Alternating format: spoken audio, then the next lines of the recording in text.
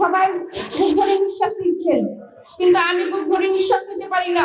আমার বুক ভারী হয়ে আসে। আমার একমাত্র ভাই এই দেশের জন্য শহীদ হয়েছে। গত 5ই আগস্ট সরকার পদত্যাগের পর আমার মামা পুলিশের গুলিবিদ্ধ হয়ে মারা যান। ওনাকে অনেক জঘন্যভাবে মারা হয়। আমি আমার মামার সুস্থ বিচার চাই। যখন রাত 4টা বাজে আমাদের ফোন আসছে, তখন আমরা দেখি এভাবে সাদা শাক লাল হয়ে গেছে, রক্ত রক্ত। তখন আমাদের মাথা চিসা ছিল না। তখন আমার ভাই যেভাবে মারছে, অনেক কষ্ট করে আমার ভাইকে মারা হচ্ছে। এই বিচার আমরা চাই। এইখানে আসলে অনেকেই হয়তো অনেক কৌতূহল নিয়ে আসছেন, অনেক অনেক আনন্দ নিয়ে আসছেন, খুব ভয়হীন ভাবে এখানে এসেছেন যে এখানে একটা কমিটি আত্মপ্রকাশ করছে, জাতীয় নাগরিক কমিটি। কিন্তু 1 মাস আগে কিন্তু এত ভয়হীন ভাবে এখানে রাজনৈতিক কোনো সরকার যে স্বৈর শাসক ছিল তাদের কোনো ঘোষণা ছাড়া, তাদের কোনো আন্দোলন বা কোনো সমাবেশ ছাড়া আজ সবাই গত 5ই আগস্ট আজকে 1 মাস অতিবাহিত হয়েছে। আমাদের দেশ নতুন করে স্বাধীন হয়েছে। সবাই বুক ভরে নিঃশ্বাস নিচ্ছেন, কিন্তু আমি বুক ভরে নিঃশ্বাস নিতে পারি না।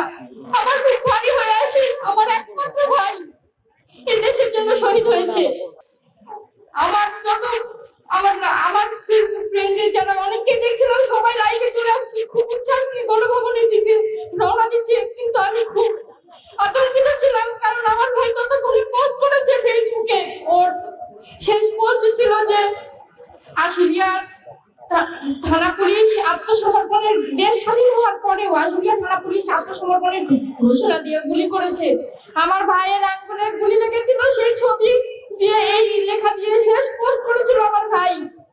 সেই পোস্ট দেখার পর থেকে আমি এর আগে ওর সাথে আমার 2বার কথা হয়েছিল। 5 তারিখে মোট 3বার কথা হয়েছে।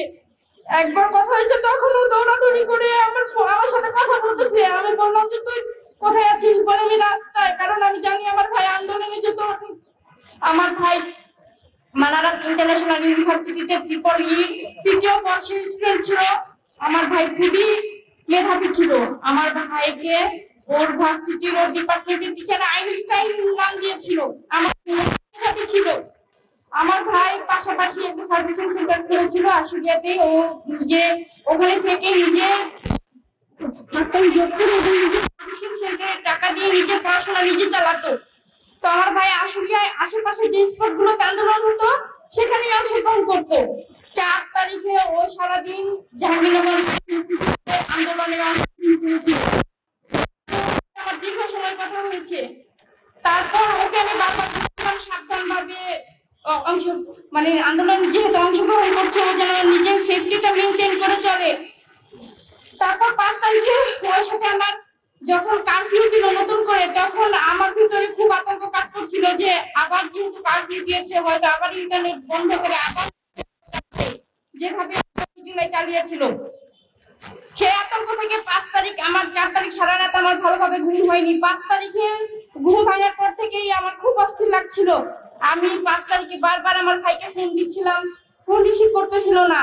আর পরবর্তীতে আমি জানতে পারলাম যে আশুলিয়াতে সকাল 9টা থেকে গোলাগুলি শুরু হয়েছে। আশুলিয়া থানা পুলিশ, স্থানীয় যে আওয়ামী লীগ, ছাত্রলীগ, স্বেচ্ছাসেবক লীগের যারা ছিল, সবাই মিলে এই বাইপেলকে ছাত্রদের দখলে যেন না যেতে পারে, বাইপেল ছাত্ররা যেন আন্দোলনে একত্রিত না হতে পারে, সেই জন্য এই পুলিশ সহ আওয়ামী লীগের সকলেই এই গোলাগুলি শুরু করে দিয়েছে সকাল 9টা থেকেই।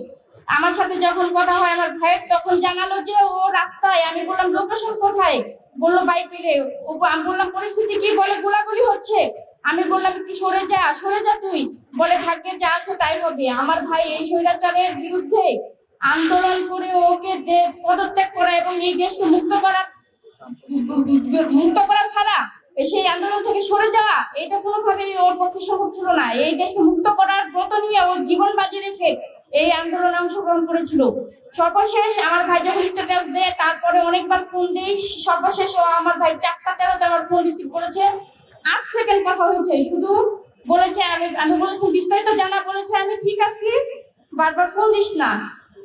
তারপর আমি 6টার দিকে সংবাদ পাই যে আমার ভাইয়ের বুকে গুলি লেগেছে, ও হাবিব হসপিটালে নিয়েছে, ওকে মৃত অবস্থায় আছে, আমাদের চলে যাওয়ার জন্য।